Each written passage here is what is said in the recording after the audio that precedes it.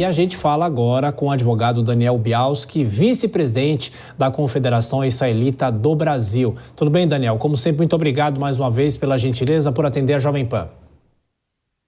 Oi, Tiago, boa noite. É um prazer estar aqui, podendo falar com você e com os ouvintes.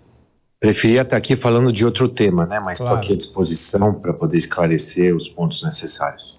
Bom, claro que a gente vive já dias de muita tensão e, claro, de tragédias dentro dessa guerra, mas a gente tem que destacar também as tentativas diplomáticas de se superar esse conflito. E hoje nós tivemos a visita do presidente americano no Oriente Médio e também essa possibilidade amanhã a possibilidade de entrar caminhões na faixa de Gaza para trazer mantimentos para as pessoas. São pelo menos 20 caminhões que devem fazer esse atendimento. O senhor acredita que a gente possa já estar entrando numa fase de discussão ou não? Olha, é muito difícil prever, né? Ontem foi um dia muito difícil, porque, infelizmente, as fake news fizeram com que Israel e os judeus fossem atacados no mundo inteiro.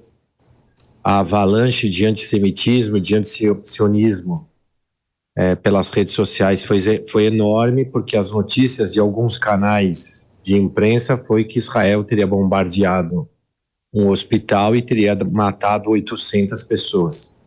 Depois, quando Israel, com a ajuda aí dos Estados Unidos, demonstra que quem fez esse bombardeio, porque o míssil falhou, foi a Jihad Islâmica, a história muda completamente, e daqueles 800 mortos, só aparecem 200, mostrando que, infelizmente, além de terroristas, esses grupos como Hamas, Hezbollah, Jihad Islâmica, eles plantam notícias falsas e essas notícias falsas repercutem de uma forma muito negativa pelo mundo. Vocês mesmos noticiaram aí ameaças de bomba na Argentina, em outros países, aqui no Brasil mesmo, muitos judeus foram atacados nas redes sociais dizendo, fala agora, vocês bombardearam um hospital, mataram criancinhas, e na verdade não foi isso que aconteceu. Acho que o primeiro passo para a paz seria necessário a libertação dos 200 reféns. Acho que isso é muito mais do que importante. O Brasil deveria, como presidente aí dessa Comissão de Segurança da ONU, exigir que esse grupo terrorista fizesse isso, para que aí se pudesse caminhar para algum tipo de negociação, para que essa guerra não se estenda e não possa causar mais mortes, infelizmente. E Daniel, eu queria perguntar para você como é que está sendo a atuação da Confederação Israelita do Brasil nesse momento. Vocês estão em contato com brasileiros em Israel? Muita gente continua demonstrando vontade de retornar ao Brasil. Vocês têm prestado qual tipo de assistência lá? E também para pessoas que estão aqui no Brasil, preocupados com essas pessoas que estão lá e muitas pessoas que precisam retornar para lá, né? Porque às vezes tem a vida lá. Então, a Confederação está atuando em todas as áreas, né? Então, não só acalmando a comunidade judaica aqui em todos os sentidos, mas falando com as autoridades brasileiras, explicando que o Brasil não tem que importar essa guerra para cá. O terrorismo não pode vir para o Brasil, colocando em risco aqui a segurança não somente da comunidade judaica, mas de toda a população. A Confederação tem conversado com famílias que estão em Israel, brasileiras ou com binacionalidade que querem voltar, conversando também com pessoas ligadas ao Itamaraty, às embaixadas. Felizmente, semana que vem, um novo voo vai trazer alguns brasileiros a mais, porque eles não querem continuar, pelo menos neste momento, permanecer ali em Israel.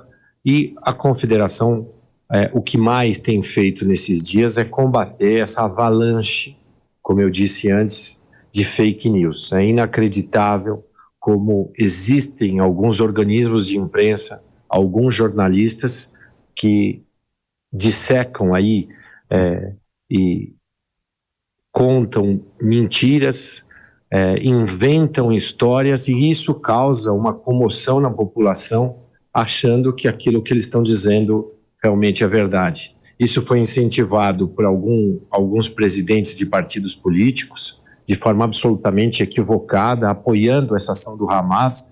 O que não se pode esquecer, E quem começou essa guerra não foi Israel. O que não pode ser desvirtuado ou dissimulado, que foi o Hamas que invadiu Israel, que matou civis desarmados, que sequestrou mulheres, crianças e idosos, que matou algumas dessas pessoas, que estuprou mulheres, decapitou e mutilou crianças, mostrando não somente um viés aí odioso contra a humanidade, contra as pessoas ordeiras, as pessoas de bem, mas uma crueldade sem tamanho. Há cenas horripilantes em que uma menina é estuprada, se filma isso e se manda para os seus familiares, ou mesmo naquele momento diz tchau para a tua família e essa pessoa acaba sendo assassinada. Isso tem que ser repudiado pelo mundo inteiro, pelo Brasil, pela ONU, vários países no mundo, mais de 40 já declararam Hamas como um organismo criminoso, como um organismo terrorista. O Brasil tem que seguir esse caminho, a ONU tem que seguir esse caminho. É muito difícil você conversar com alguém que tem como um dos seus princípios fundamentais a destruição de Israel e a destruição dos judeus. É muito difícil você sentar para conversar com uma pessoa dessa. A própria autoridade palestina deu uma declaração, acho que foi ontem ou no domingo, dizendo que as ações do Hamas não correspondem aos anseios do povo palestino. O povo palestino também é oprimido. O povo palestino, que se colocava como oposição do Hamas, foi assassinado. Ali naquele país não se pratica qualquer tipo de liberdade, não se tem direitos, não se tem democracia, diferentemente de Israel. Israel conta hoje com uma população de mais de 2 mil árabes que integram a sociedade israelense, participam da vida política, trabalham em hospitais, em tribunais, na justiça, na polícia, têm uma vida social, têm cidadania israelense, evidenciando que em Israel, diferentemente do que alguns falaram aí, plantando mentiras, que Israel quer fazer um apartheid, que Israel quer fazer uma limpeza étnica. Nunca. Israel dá liberdade para qualquer pessoa professar sua religião dentro do seu território, mas Israel também tem o dever e tem todo o direito de defender as suas fronteiras, de defender a sua população e muito mais do que isso, de contra-atacar para parar de ser atacado. Hoje, o número são mais de 7.100 mísseis que foram direcionados ao território israelense e só não causaram uma morte em massa porque Israel tem uma tecnologia de defesa que nenhum país do mundo tem. Porque senão hoje estaria se chorando muito mais a quantidade de mortos, de civis que teriam sido atingidos por essa massa de agressão que eles cometem. Ô Daniel, só mais uma questão, acho que até é importante para orientar as pessoas. A gente vem acompanhando os aviões da FAB voltando aqui ao Brasil com as pessoas, mas também houve aquela recomendação do governo para quem pudesse, quem tivesse condições de comprar uma passagem para vir para o Brasil. A Confederação tem esse balanço de pessoas fora esses aviões da FAB? Quantas pessoas conseguiram retornar desde o início do conflito? Um número exato eu não tenho, mas diversas pessoas, assim que as companhias aéreas começaram a fazer voos de Israel para a Europa, esses brasileiros, sejam de origem judaica ou não, conseguiram pegar voos para a Europa com conexões para o Brasil e acabaram retornando. O que a Embaixada do Brasil em Israel recomendou é que as pessoas interessadas em voltar se inscrevessem, e aí tanto a Embaixada como a Embaixada de Israel aqui, junto do Itamaraty e principalmente a FAB, deram lá as diretrizes necessárias. Essa lista respeitou a lei brasileira, ou seja, as prioridades, pessoas com doença, pessoas com algum tipo de deficiência, grávidas, idosos e crianças, tiveram prioridade, como ainda tem prioridade, porque algumas se inscreveram depois e devem voltar nesse próximo voo. O que se espera que isso aconteça logo, mas mais do que isso, a comunidade judaica do Brasil, a comunidade mundial e muito mais os israelenses, eles querem evitar esse mal. eles querem o que eles mais anseiam é poder voltar à vida que eles tinham antes. Eu tive há um mês atrás em Israel,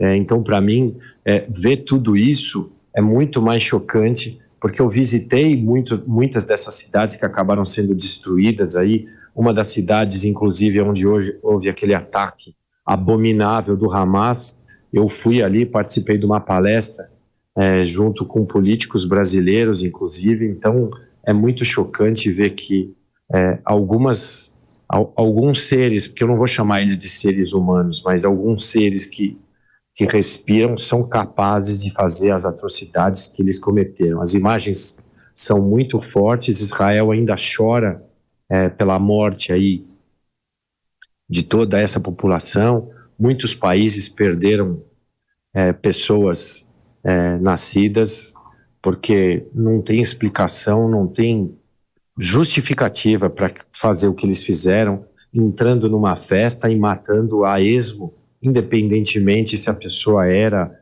ou não era do exército, se a pessoa era ou não era israelense, se era ou não era judeu. Ainda temos 200 sequestrados de várias nacionalidades e não se tem qualquer tipo de notícia. Tem uma família de São Paulo que, infelizmente, um dos seus parentes está desaparecido desde sábado, né? Então a gente ora para que esses terroristas, com a pressão internacional, com a pressão dos outros países, principalmente das grandes potências do mundo, façam com que eles devolvam esses reféns, porque esses reféns não participam dessa guerra. Israel não está em guerra com o povo palestino, que isso fica muito claro para o Brasil e para o mundo. Israel está em guerra com um grupo terrorista que invadiu seu território, que matou a sua população e que continua até hoje enviando mísseis, foguetes e planejando ataques terroristas. Daniel, mais uma vez, muito obrigado pela sua gentileza, por participar sempre aqui da programação da Jovem Pan. Daniel Bialski, vice-presidente da Confederação Israelita do Brasil. Ficamos em contato, um abraço, até a próxima. Obrigado, sempre que for necessário eu estou à disposição e, como eu disse, o que a gente mais quer nesse momento é que a paz volte a ser restabelecida lá. Obrigado.